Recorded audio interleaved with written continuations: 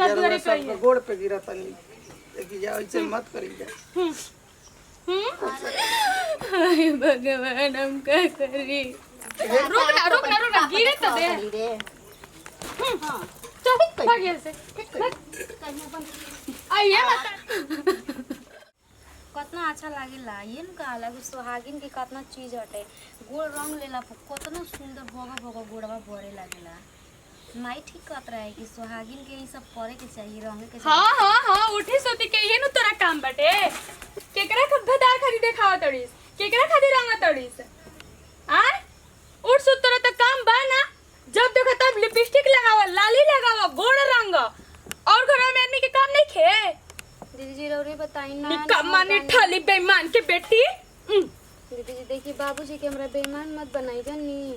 काहे ना बेईमान बने रे काहे ना बनाई तोर बाबू रेडियो कह के ना देलन तोर बाबू घड़ी कह के ना देलन और तोर बाप रे बाप हमनी के कितना खुशी भइल कि हमरा बबुआ के दहेज में साइकिल मिली आ एगो साइकिल ना देलन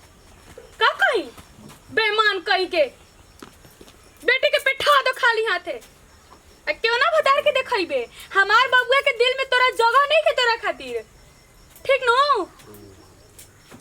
बाप रे बाप सुबह से उठ के बाबूजी के तबीयत खराब हो गई हाथ सकेत हो गई ना दे पोलन जा तो बताइए। अरे तोर बाबू मर जेतन त ठीक हो जाई। बेईमान आदमी के तबीयत खराब करे के नौटंकियों बड़ी आवे लवे ये सुकुर करत ताड़ी। हमरा के जो भी कहे के बाटे कहीं जा नहीं लेकिन हमरा माई बाप के कुछ मत कहीं जा। मनाई पपी सो तोरे खातिर रहे आधा खा गुलिस हम इसको नहीं के खइले दीदी जी खइले बड़ी खइले बाड़ी। अच्छा अब दीदी जी के अब लगानी लागत है सुन लियन दीदी जी नो टंगरिया फाड़ के फेंक दियन पेड़वा पर टंगा जीबू बेईमान के बेटी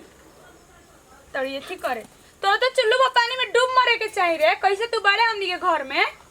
हमनी के मर सपना में पानी फिर गई हैं बताओ हमनी के 2.5 बीघा खेत बटे 5 कट्ठा जमीन बटे आ तौनो में हमनी के कुछो ना मिलल का सोचतेस रे का सोचतेस हमरा जैसन इंसान बानू कि अपन पतो बना के तोरा के घर में बैठैले बाटे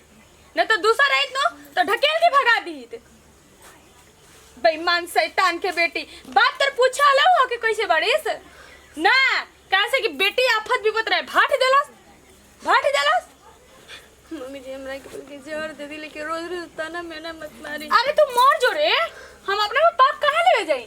हम तो चाहते नहीं कि तू मर जो कि अपना बबुआ के अच्छा से बियाह करी घड़ी मिली रेडियो मिली साइकिल मिली एक से एक अगुआ अभियो तड़सन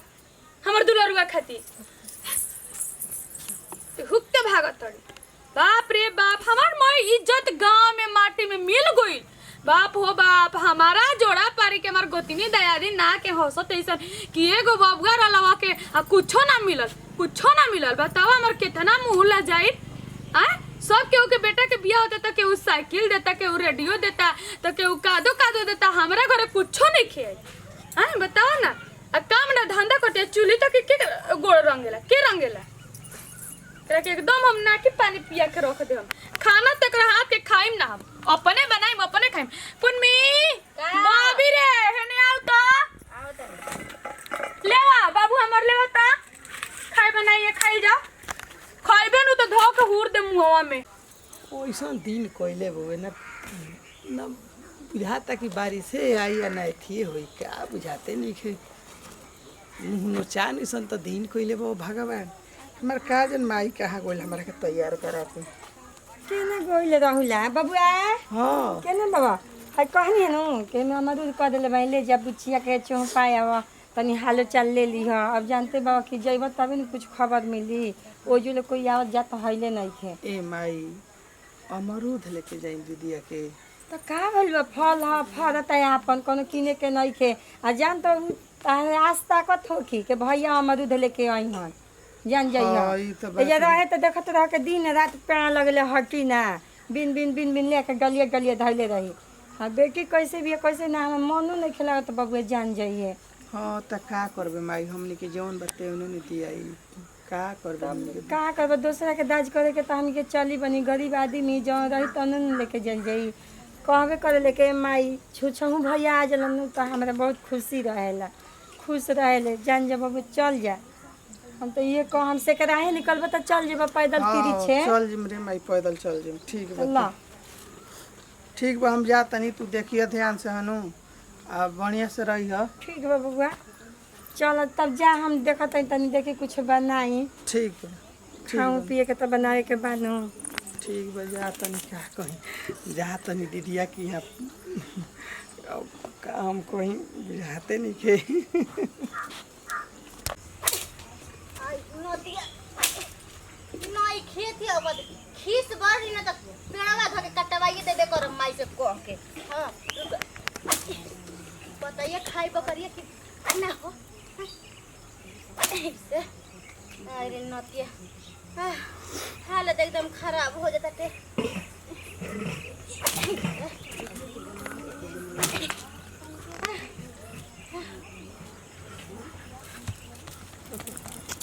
गोड़ो न लगा दिल हरी चट की लड़ी पाँव के बहनी है नु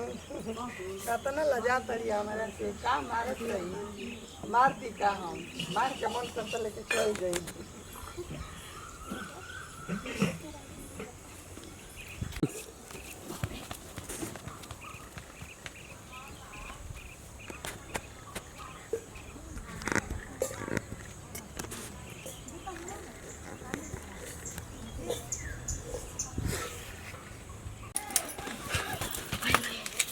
का भइल बेटी काहे इतना हाफतारू अरे मैं भीख मांगवा आई घरे आवत अरे बहिनी तू भीख मंगवा के चक्कर में जो रोज रोज अइते रहेला ओकरा चक्कर में इतना हाफतारू काहे अरे नहीं भीख मंगिया के भाई भीख मांगवा आइल हो हाँ जान तड़ी ना तो कहली ह कि पेटिया पतया झरी है बुचिया बकरे लेके आवत रही आ झारत रही आ पिछवा तकनी ना के वे भीख मांगवा लग गइल हम भक्ते भक्ते एकदम दौड़ दौड़ चलेनी घर ए बुचिया कुछ लेके आई है भिखरा मोटर उटर ले ले कपार पे मोटी छोटी करे झल्ला लेके चला लागत ओनिया से टुपक टुपक के भगा भगा जो द्वार पे रहिए भगा दिए हता पर भगाई ना बाहर धक के निकाल दे हम कहां हो कहां चलो घर में तो चलो घर में नहीं खे जाले खबरदार नहीं खे जाइला अगर जाई को तो भीख मांग के जाके घर में जाके चल जी ठीक ना ओए ओही लड़ाई हो ताटे जना के देह पर लुगरी न चढ़त रहे पेवनी सट सट के चलत रहलु ह जा आ जाके ये झाड़ रहल बड़ी अरे जो तू भागा न रे जो न आ सुन जब से घर या रेडियो ना दिहन जना तब से तोरा मिले ना देब हम हां मिलला भी तरसा के तेरा घर में रखम ये जान ली बस भैया एक बार देख लेबे दिया का भातर का नजारा जाके देखबू हैं कहत एक बार देख ले जो ये चाहिए ना ये माई बेटी के बीच में से आगवा जाके तू दिखा दो टंगरे था तूर दे हम है बाबनी एकरा के चाप के रख ले रही हम तरी भिखरा के भगा हां जो घर में आवे मत दिए जो सज धस के सिंगार छोरा के लेके चले आवत टुपक टुपक करे से चला आवत हां मुंह पर देखा ना मच्छी मार दे भाई इनकरा जा घर में कह दे कि जा घर में गइलू कि नहीं आ ओकरा तो हम देख लेतनी भगवान काहे गरीब बनावेला आज अपना भाई के देखे खातिर कितना हमर जीव छछना दे काहे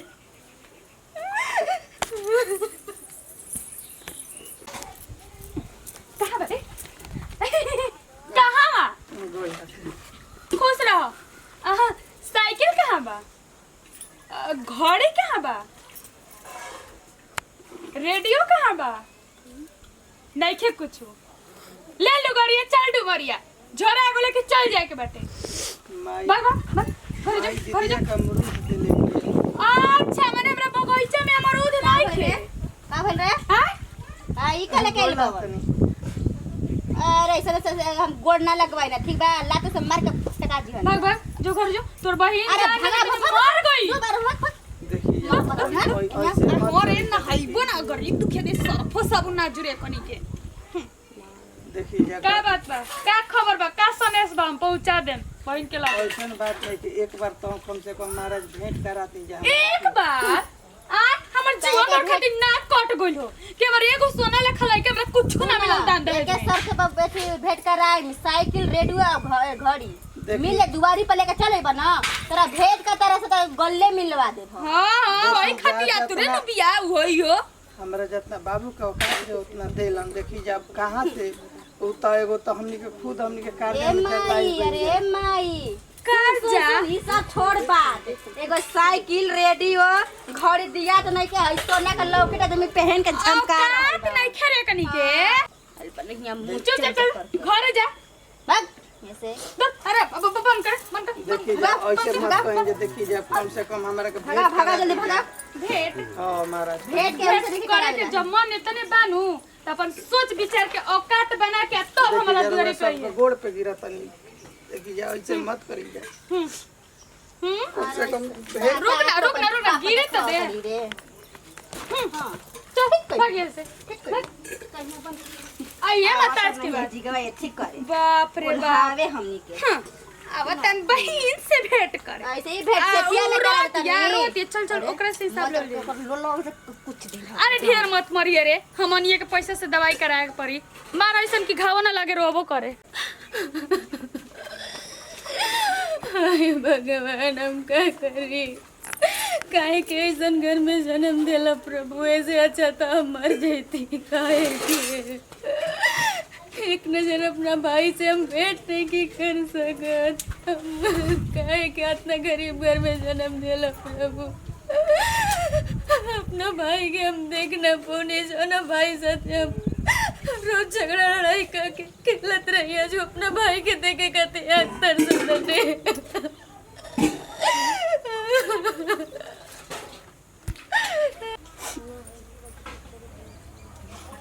काहे भगवान काहे के धरती पर गरीब बनैला, बतावा हमारे बहिन मेरा छोचन के रह गई का हम कोई ऐसा हमनी के गरीब बनैला कि एगो भाई अपना बहिन से भेंट नहीं के कर पावत। हाय रे जमाना, बताओ साइकिल घड़ी कहाँ से हमार बाबू दिहन, जितना शक्ति रहे उतना देलन, मगर ई दरिंदा इंसान नहीं सन बुझत कि एगो भाई एगो बहन के का दर्द होला। का हम कहीं मन करता कि हम कहाँ चल जाइयो।